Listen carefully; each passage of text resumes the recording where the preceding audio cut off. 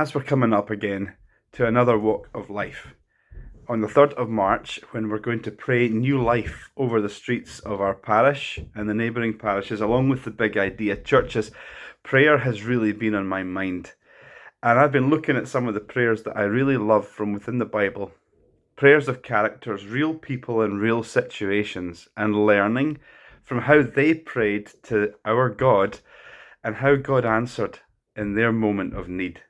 And one of my favourite prayers was by a man named Nehemiah, who had never known his own home country, but had lived in exile serving a foreign king.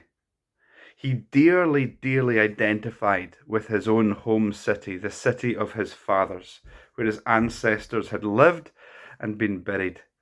And he was broken-hearted when he heard that the city had been destroyed. So he brought this prayer to God in his own time of need. I'm going to read it to you, and then I'm going to say why it inspires me so much, what I learn from this prayer, and how he prayed it. So it's in Nehemiah chapter 1, and it goes like this. O God, God of heaven, the great and awesome God who keeps his covenant of unfailing love with those who love him and obey his commands, listen to my prayer. Look down and see me praying night and day for your people Israel. I confess that we have sinned against you. Yes, even my own family and I have sinned. We have sinned terribly by not obeying the commands, decrees, and regulations that you gave us through your prophet Moses. Please remember what you told your servant Moses. If you are unfaithful to me, I will scatter you among your nations. But if you return to me and obey my commands and live by them, then even if you are exiled to the ends of the earth, I will bring you back to the place I have chosen for my name to be honored. The people you rescued by your great power and strong hand are your servants, O Lord. Please hear my prayer. Listen to the prayers of those of us who delight in honoring you. Please grant me success today by making the king favorable to me. Put it into his heart to be kind to me. And as I look at the different parts of this prayer, he begins not by reminding God of who he is, but reminding himself of who God is.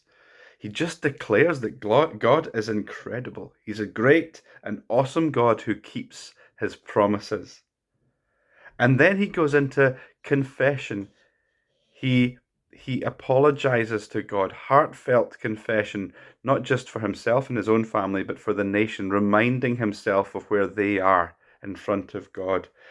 And then he brings back the promises again, made faithfully over many years, saying, God, you promised that if this happens, then you will reconcile us back to your land. And then, after all that, he asks. And here's what I hear. Here's a man who knows God's word. He's taken the time to learn it, and it's become part of his mind and part of his body. It's part of his spirit. It's part of who he is. He knows God's word, so that when he prays to him, he's praying in confidence that this is who you are. You are the mighty God. You are the holy God to whom I must confess, and I do that, and I'm right with you. And we are right in our context through Jesus. We have that extra little bit we can bring before God too. Holy God, powerful God, we confess that we have let you down and we have caused you pain, but through Christ, we have been cleansed. Remember your promises, that when your people ask in faith for forgiveness and plead for their streets and plead for their country, you will hear them. And then he made his ask confidently that God was going to help him. And straight from this act of prayer, there's an act of action. And I love that finishing part too. He makes the prayer, he lays it before God confidently, and then he acts on the basis that God will answer in his will. Today, and as we come up to the walk of life in the next few weeks, what's our prayer? And what is our action?